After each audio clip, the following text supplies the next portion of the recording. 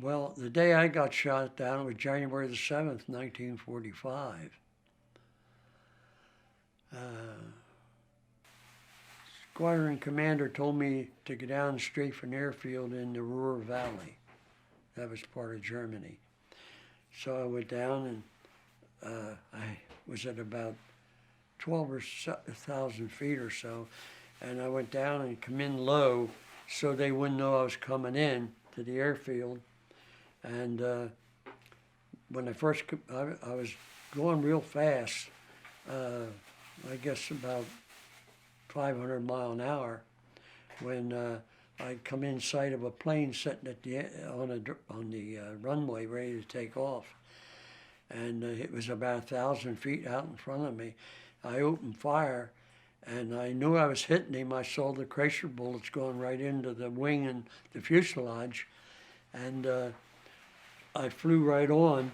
And by the time I get in there to that, I got right about where he was, and he blew up, and he flipped me up on my port wing. And here I am down near the ground level.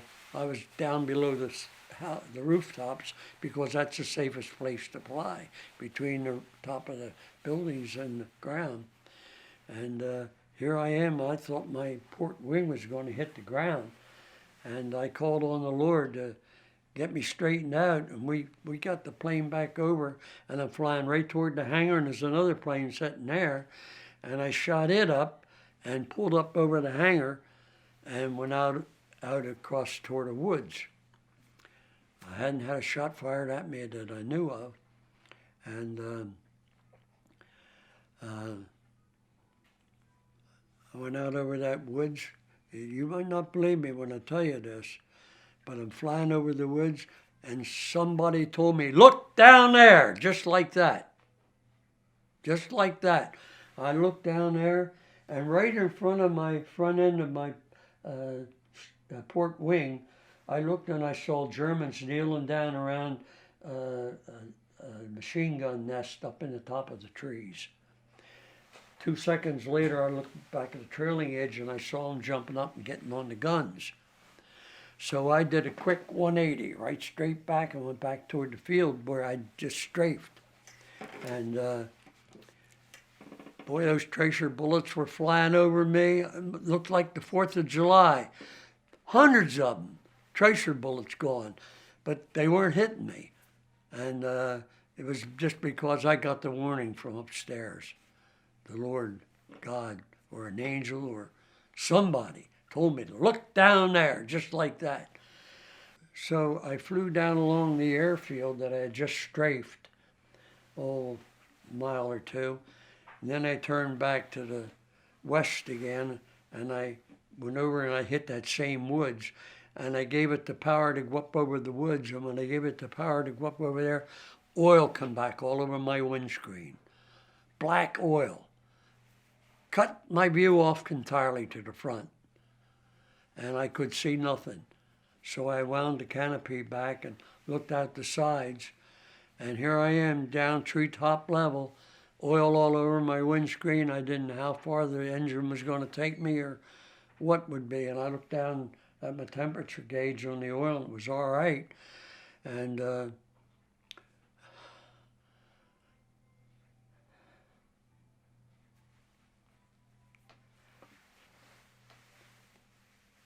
I prayed that I'd get up to 5,000 feet, because the way you had to get out of a Mustang, you had to disconnect your oxygen, your radio, and all the stuff, your seat belt and everything, and you had to have 4,000 or 5,000 feet. You rolled over and fell out of them. That's the way you bailed out. You didn't have something to pop you out or anything like that, like they do today. And so I prayed that I'd get up to 5,000 feet, and I did. And when I got up there, I didn't want to bail out, and the engine was still running, so I thought, well, I'll wait till the engine starts to quit, then I'll bail out. So I flew for about 6 or 7 minutes, and the engine started running rough. And I still didn't want to bail out. So I looked around, and I was flying up a old country road that I had been following for a little while. And I looked over some trees, and over here was a nice big field. And I thought, boy, I could crash down in that easy. And it was on January the 7th, 1945, and there was about 7 or 8 inches of snow on the ground. And that was good because the scoop under the Mustang acted like a plow if you landed on a dirt field. But I landed on that snow and I slid out across there like I was in a sled or a snowmobile or something for about, I guess 50 yards or something like that. And as soon as the plane stopped, I jumped out of it and went back away from it and stood there and looked at it for about 15, 20 minutes. Nothing happened, didn't catch on fire, didn't blow up. So what am I going to do? Where am I? Am I in German occupied? Am I in Allied occupation? Air? Yeah. Or is a farmer going to come and tell me about crashing in his field? I didn't know. I didn't see anybody. Didn't know where it was. And I looked around at the bit and saw 3 people standing back there at that tree line that I'd come over before I crash landed. And I started to walk back toward them, and they disappeared. So I turned around, walked back to the plane, took off my Mae West and threw it in the cockpit, took off my parachute, threw it in the cockpit, took off my dinghy, that's the rubber boat that, in case we went down in the water, threw it in the cockpit, walked away from the plane again. Stood around another half hour, I guess. Didn't know what to do, which way to go, or didn't see anybody. I didn't know what I was going to do. Didn't know where to start to walk. And after a long period of time, I looked back and saw one person standing where the 3 had been. So I went back toward that one person, and they stayed there. And when I got back to it, it was about an 18-year-old girl. And I went up to her and I said, "Americano." And she says, "Yeah." And I says, "Where's Germans?" She pointed to the east and she said, 20 kilometers. That's all she ever said to me. And I found out later on that 20 kilometers was 8 miles. I didn't know it at the time. I thought it was 20 miles. So I thought I got 20 miles over out of Germany, but I didn't. I only got about 6 or 7 miles over the Battle of the Bulge Lines, is where I crash landed. But if I'd have bailed out the first place, I'd have still been in German occupied. If I'd have bailed out, well, it'd been all right. The second place I'd have landed near that field I crash landed in. And so what am I going to do? So she couldn't talk to me, I couldn't talk to her.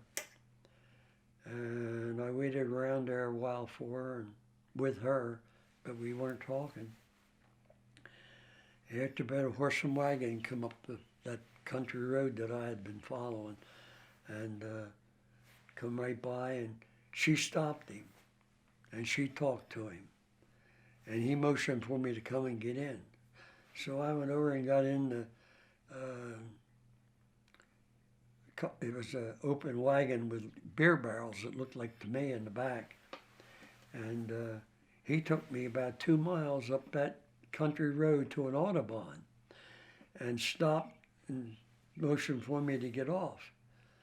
So I got off, and he went across the Autobahn and on up the country road on the other side. And I stood there for about an hour. No traffic at all on that Autobahn. Nothing. You'd think there'd be all kind of traffic on it. Nothing went by. Finally, maybe it wasn't an hour, but it seemed like an hour to me, a GI truck came by and picked me up. And here he was from the 9th Air Force Base, 40 miles below Brussels, Belgium. And he told me I was in Belgium, and he took me to a 9th Air Force Base up towards Brussels and left me off there. They kept me there 5 days, and finally they got a small plane to fly me back over to England to my air base.